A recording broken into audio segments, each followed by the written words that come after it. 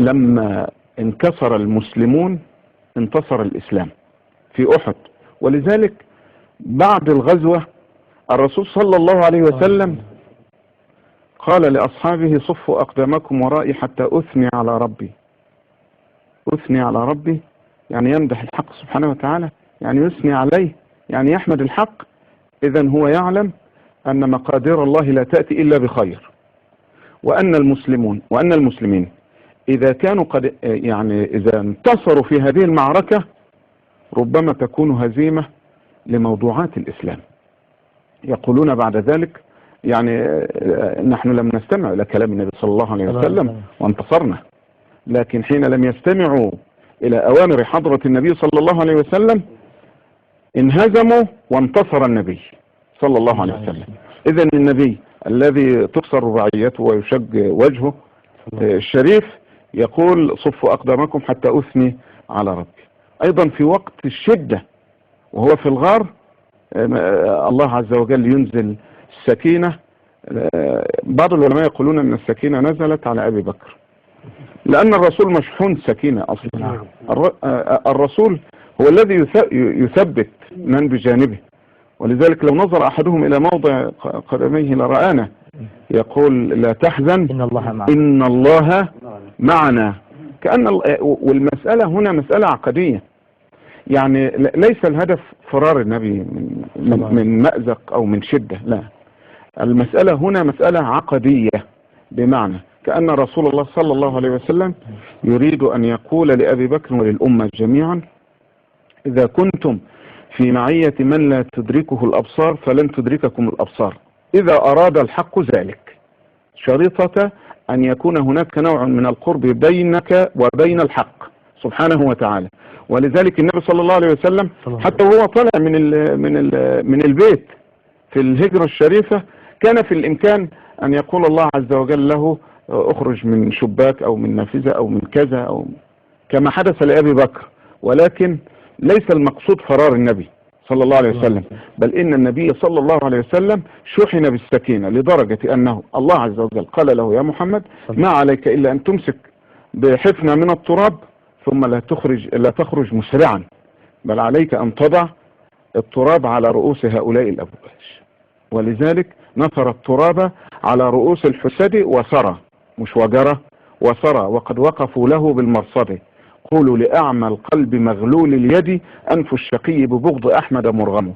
فالنبي صلى الله عليه وسلم الله عوده على أنه وقت الشدة لا تحزن، هم يكيدون. ولذلك الله عز وجل يقول إنهم يكيدون كيدا، لم يقل وكيد لهم، قال لا، أنا الذي أنزل السكينة فأثبتك وأنا الذي أحاربهم. إنهم يكيدون كيدا وأكيد، أي الحق سبحانه وتعالى، وأكيد كيدا. ففي غزوة حنين رسول الله صلى الله عليه وسلم كان مع الله، فالله ينزل سكينته، ثم الله ينزل جنود. طب الجنود اللي هي الملائكة جاية ليه؟ إذ يوحي ربك إلى الملائكة أني معكم فثبتوا الذين آمنوا سألقي. شوف تصورهم، الله ينزل سكينة هنا ويلقي برضه في قلوب الذين كفروا الرعب، والاثنين محل، يعني القلب هنا محل السكينة والقلب هنا محل الرعب.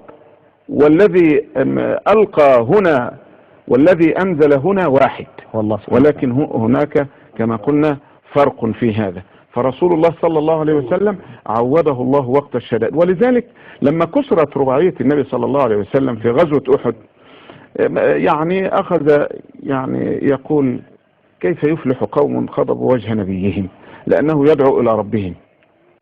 فقال جبريل ربك يقرئك السلام ويقول لك ليس لك من الأمر شيء.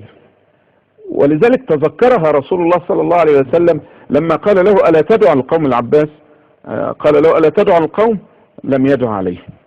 ولذلك كان خلقه القرآن، لأن آيات القرآن كانت تنزل على رسول الله صلى الله عليه وسلم فتثبته وتكون خلقا له. فما من آية تأمر إلا وتأمر حضرة النبي صلى الله عليه وسلم بها، وما من آية تنهى إلا وانتهى عنها. ولذلك لما عوض الله عز وجل رسوله محمد صلى الله عليه وسلم أنه وقت الشدائد معه ليثبته، كذلك رسول الله صلى الله عليه وسلم كان يشحذ الهمم ويعلمهم لكي يتيقنوا من أن الله معهم. ولذلك كانت السكينة تنزل على قلوب المؤمنين تباعا لأنهم استمعوا لكلام حضرة النبي صلى الله عليه وسلم. فكانت السكينة أيضا تنزل عليهم في حنين، ونزلت عليهم حين كان اعترض البعض وقال كيف تمسح رسول الله كلمة رسول الحديبية. لكن الله عز وجل أنزل السكينة على المؤمنين وعلى قلوب المؤمنين وألزمهم. ولذلك بعد الموضوع ده قال وألزمهم كلمة التقوى.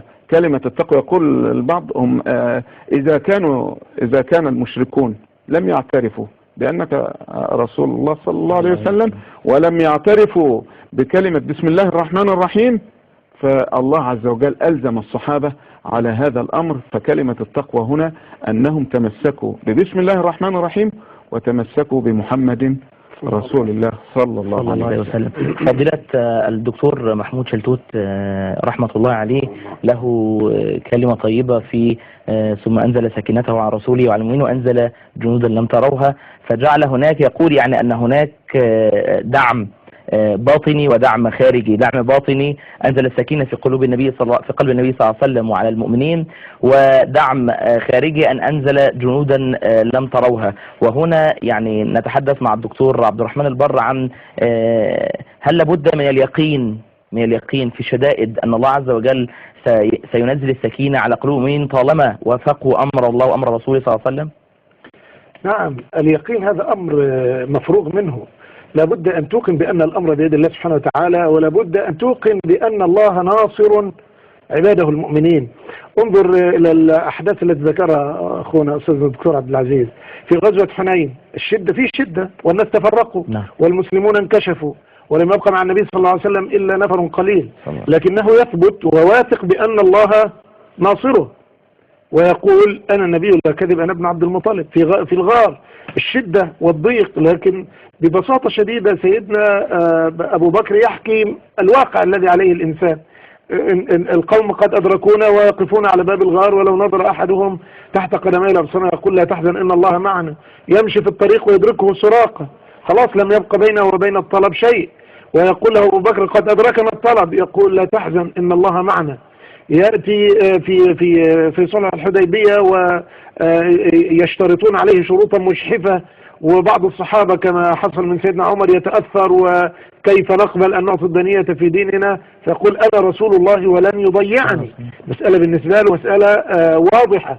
يدعو الصحابة إلى البيعة في بيعة الرضوان وإلى ألا يفروا ويجتمع الجميع بمنتهى الثقة.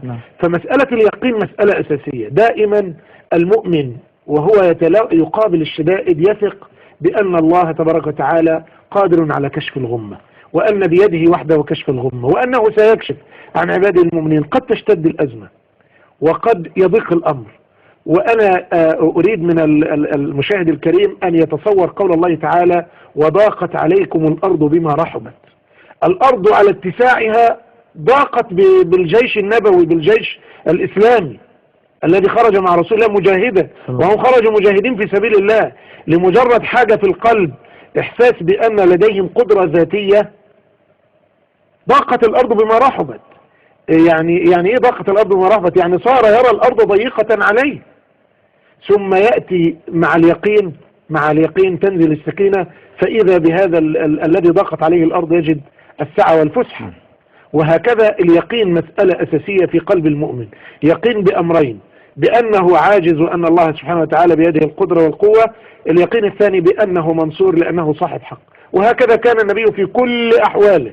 لو نظرت وهو في مكة في الشدة في أعز الشدة، يقول لأصحابه وهم يشتكون من الضيق والشدائد، يقول لآل ياسر اصبروا فإن موعدكم الجنة. ويقول لخباب بن الأرت والله إنكم لتستعجلون والله ليتمن الله هذا الأمر حتى إلى آخر.